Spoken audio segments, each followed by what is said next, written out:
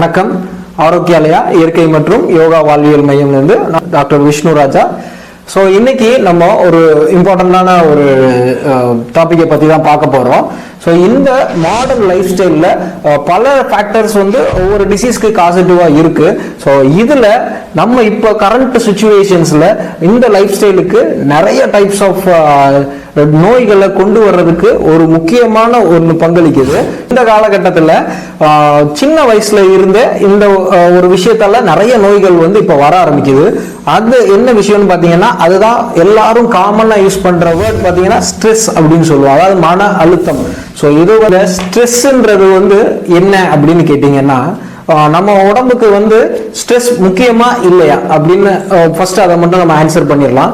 ஸ்ட்ரெஸ்ன்றது நம்ம உடலுக்கு ரொம்ப ரொம்ப தேவைப்படுற ஒன்று தான். ஸோ இப்போ எப்பெல்லாம் நம்ம உடலுக்கு ஒரு அதீதமான ஒரு ஒர்க்கு பண்ண போறோம், இல்லைன்னா ஏதாவது ஒரு முக்கியமான சுச்சுவேஷன்ல நம்ம உடலுக்கு தேவைப்படுற ஒரு மெயின் ஃபேக்டர் தான் இந்த ஸ்ட்ரெஸ்ன்னு சொல்லுவோம். ஸோ ஸ்ட்ரெஸ் எல்லாருக்கும் தேவை ஆக்சுவலா. ஆனா அது குறிப்பிட்ட நேரத்துல தான் தேவைப்படும். ஏதோ ஒரு முக்கியமான வேலை பார்க்க போறீங்க, ஃபார் எக்ஸாம்பிள் இப்போ நீங்க உங்க ஆஃபீஸ் ஒர்க்கா இருக்கலாம். ஸோ ஆஃபீஸ் ஒர்க்ல அந்த ஒரு பர்டிகுலர் ஜாபை நீங்க கான்சென்ட்ரேட் பண்ணிட்டு இருக்கீங்க அப்படின்றப்போ அதுக்கு உங்க உடல்ல ஸ்ட்ரெஸ் ஹார்மோன் அப்படின்றது கண்டிப்பா தேவை. ஸோ அது இருந்தாதான் உங்களால அவ்வளவு ஆக்டிவா அந்த ஒர்க்கை பெர்ஃபார்ம் பண்ண முடியும். பட் இதுல எங்க கேட்ச் இருக்குன்னு பாத்தீங்கன்னா, இந்த ஸ்ட்ரெஸ் ஹார்மோன்ன்றது உங்க உடலுக்கு அதை தான் கார்டிசோல்னு சொல்லுவோம். கார்டிசோலை தான் நம்ம ஸ்ட்ரெஸ் ஹார்மோன்னு சொல்லுவோம். ஸோ இது எப்பப்பெல்லாம் உங்களுக்கு தேவைப்படும் போது இந்த கார்டிசோல்ன்ற ஹார்மோன் ரைஸ் ஆகணும். அதே மாதிரி அந்த ஒர்க்கை நீங்க கம்ப்ளீட் பண்ணதுக்கு அப்புறமா ஆட்டோமேட்டிக்கா அது டிக்ளைன் ஆகணும். இதுதான் நேச்சுரல் பிசியாலஜி. ஸோ இதை சிம்பிளா ஃபிளைட் ஆர் ஃபைட் மெக்கானிசம் அப்படின்னு சொல்லுவாங்க. ஸோ ஃப்ளைட்ன்றது இப்போ நம்மளால ஃபேஸ் பண்ண முடியாத சுச்சுவேஷன்ல எப்படி அதை நம்ம எஸ்கேப் பண்றது, அப்படி இல்லைன்னா ஃபைட்ன்ற சுச்சுவேஷன்ன்றது நம்ம நம்மளால ஃபேஸ் பண்ண முடியும்ன்ற சுச்சுவேஷனை எப்படி அதை சமாளிக்கிறோம் அப்படின்ற அந்த ஒரு ரெண்டு கேட்டகரியில வர்றதுக்கூடியது தான் இந்த ஸ்ட்ரெஸ் ஹார்மோன்.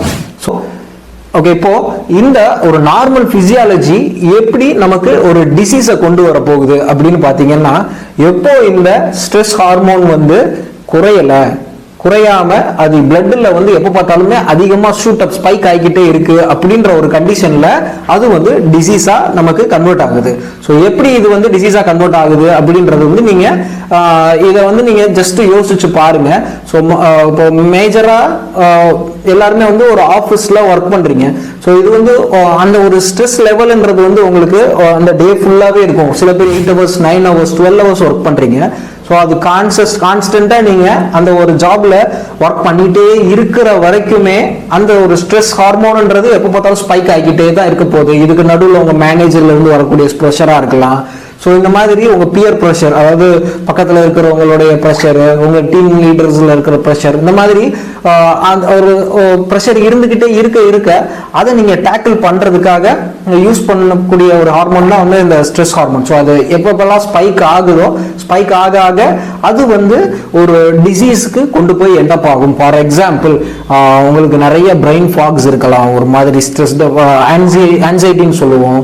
ஸ்லீப்லெஸ்னஸ் ஒரு முக்கியமான ஒரு ஃபேக்டர். ஸோ ஸ்ட்ரெஸ்ல ஜாஸ்தியா இருக்கவங்களுக்கு படபடப்பு, பால்பிட்டேஷன் சொல்லுவோம். ஹைப்பர் டென்ஷன் இருக்கலாம். அப்புறம் ஃபெட்டிக்ன்றது உடல்கால் வலி. இதெல்லாம் ஸ்ட்ரெஸ் ஹார்மோன் ஜாஸ்தி ஆகிறப்போ நமக்கு வெளிப்படுற ஒன் ஆஃப் தி சிம்டம்ஸ்னு சொல்லலாம். ஸோ இந்த ஸ்ட்ரெஸ் ஹார்மோன் ஜாஸ்தியா இருக்கவங்களுக்கு இந்த மாதிரியான டிசீசஸ்லாம் வரும். ஸோ இது ஒரு ஆஃபீஸ் போறவங்களுக்கு மட்டும்தான் வருதான்னு கேட்டீங்கன்னா அதுதான் கிடையாது. ஸோ இப்போ உள்ள காலகட்டத்தில் ஸ்டூடெண்ட்ஸ், சில்ட்ரன்ஸ்க்கே நிறைய ஹோம் ஒர்க்ஸா இருக்கட்டும், கிளாஸஸ்லயே நிறைய ஸ்ட்ரெஸ் லெவல்ஸ் அவங்களுக்கு அங்கேயே நிறைய பேர் நிறைய அந்த அவங்களுக்கு கொடுக்குற ப்ராஜெக்ட்ஸா இருக்கட்டும், எக்ஸாம் டென்ஷன்ஸ், ஸோ இதுல இருந்து டியூஷன் டென்ஷன்ஸ், ஸோ இது பர்டிகுலர் போய்கிட்டே இருந்து இப்போலாம் சைல்டுஹுட்லயே நிறைய டிசீசஸ் வர ஆரம்பிக்கிறதுக்கு ஒரு முக்கியமான காரணம் இந்த ஒரு ஸ்ட்ரெஸ் ஹார்மோன். இப்போ இந்த ஸ்ட்ரெஸ் ஹார்மோன் உங்க பிளட்ல ஸ்பைக் ஆனதுக்கு அப்புறமா என்ன பண்ணுன்னு பாத்தீங்கன்னா, இது நிறைய ஆர்கன்ஸை போய் அஃபெக்ட் பண்ண ஆரம்பிக்கும். ஃபார் எக்ஸாம்பிள் ஃபர்ஸ்ட் வந்து உங்க பிரெயினோட ஆக்டிவிட்டி வந்து பூஸ்ட் அப் பண்றதுக்காக இந்த ஸ்ட்ரெஸ் ஹார்மோன் வந்து பிரெயினை வந்து ஆக்டிவ் பண்ணிட்டே இருக்கும். நெக்ஸ்ட் வந்து உங்களுடைய ஹார்ட், நம்மளுடைய ஹார்ட்டோடைய ஃபங்க்ஷன்ஸ் வந்து நல்லா பூஸ்ட் அப் ஆகும். அப்புறம் நிறைய நியூட்ரிஷனல் நீட்ஸ் வந்து உடம்புக்கு தேவைப்படும். ஸோ இந்த ஸ்ட்ரெஸ்ஸை டேக்கிள் பண்றதுக்கு உடலுக்கு ஒரு சத்து போகணும் இல்லைங்களா? ஒரு நமக்கு எப்படி வண்டி இதுக்கெல்லாம் பெட்ரோல் தேவையோ, அந்த இன்ஜின் ரன்னிங் ஆகும்போது எப்படி பெட்ரோல் வந்து தேவைப்படுமோ அதே மாதிரி நம்ம ஸ்ட்ரெஸ் வந்து டேக்கிள் பண்றதுக்கு இந்த மாதிரி ஹார்மோன் வந்து பூஸ்ட் அப் பண்ணும்போது நிறைய ஆர்கன்ஸை வந்து ரெகுலரா அது வந்து ஒர்க் பண்ணிட்டே இருக்கும். ஸோ அதுக்கு நிறைய நியூட்ரிஷன்ஸ் தேவைப்படும். ஆல்ரெடி நம்ம பாடி வந்து நிறைய பேர் டெஃபிஷியன்ட் நியூட்ரிஷன்ல இருக்கும்போது இந்த ஒரு ஸ்ட்ரெஸ்ஸை டேக்கிள் பண்றதுக்கு தேவையான பெட்ரோல் கிடைக்காம போயிடுது. ஸோ நியூட்ரிஷன் இல்லாத காரணத்தினாலையும் இந்த மாதிரி ஸ்ட்ரெஸ்ஸை வந்து ஒரு டிசீஸா கன்வெர்ட் ஆகுது. இப்போ இந்த ஸ்பைக்கான கார்டிசோல் இருக்கு இல்லைங்களா, இது உங்க பிளட்ல ரொம்ப நேரம் இருந்து அது ஒவ்வொரு ஆர்கனையும் அஃபெக்ட் பண்ணும்போது அதுக்கு ஏற்ற மாதிரியான ஒரு மேஜரான டிசீசஸ் வந்து நமக்கு வருது. ஸோ இப்போ அது பிளட்ல இருந்து அது பிரெயினை அஃபெக்ட் பண்ணும்போது உங்களுக்கு டிப்ரெஷன்ஸ் வரும். அப்படி இல்லைன்னா பிரெயின் ஃபாக் நம்ம முன்னாடி சொல்லியிருந்தோம், நமக்கு அந்த ஒரு சிந்தனையே இருக்காம இருக்கும், இமீடியட்டா மறக்கிறது, ஷார்ட் டேர்ம் மெமரி லாஸ் மாதிரி இருக்கும். ஸோ இந்த மாதிரி அவங்களுடைய ஆக்டிவிட்டிஸ் வந்து என்ன பண்றாங்கன்றதே அவங்களுக்கு பெருசா தெரியாத மாதிரி இருக்கும்.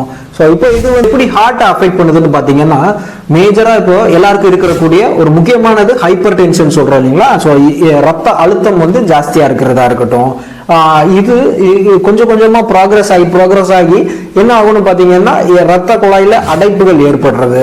ஸோ இந்த மாதிரியான பெரிய பெரிய டிசீசஸ்க்கு இதுதான் ஒரு ஃபர்ஸ்ட் ரூட் காஸாகவே இருந்திருக்கும்.